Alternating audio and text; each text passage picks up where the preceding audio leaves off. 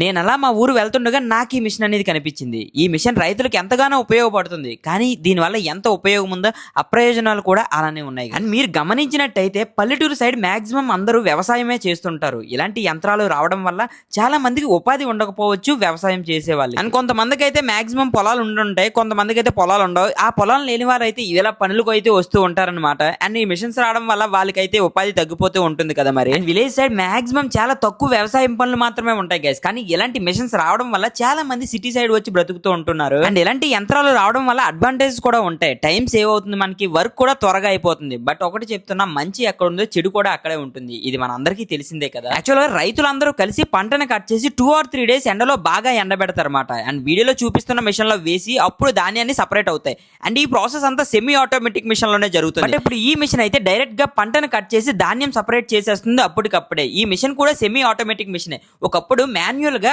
రైతులందరూ కలిసి పంటను కట్ చేసేవారు. అండ్ ప్రెసెంట్ ఈ జనరేషన్ లో ఉన్న వాళ్ళందరూ అప్డేట్ అవుతున్నారు కదా. అండ్ ఈ మిషన్ కి అయితే 1 hour కి 3500 నుంచి 4000 వరకు ఛార్జ్ చేస్తారంట. అండ్ ఎలాంటి యంత్రాలు ఉండడం వల్ల లాభమా నష్టమా ఈ వీడియో కామెంట్ బాక్స్ లో తెలియజేస్తారని ఆశిస్తున్నా. అండ్ ఎలాంటి వీడియోస్ కోసం మన పేజ్ అయితే ఫాలో చేసేయండి గైస్.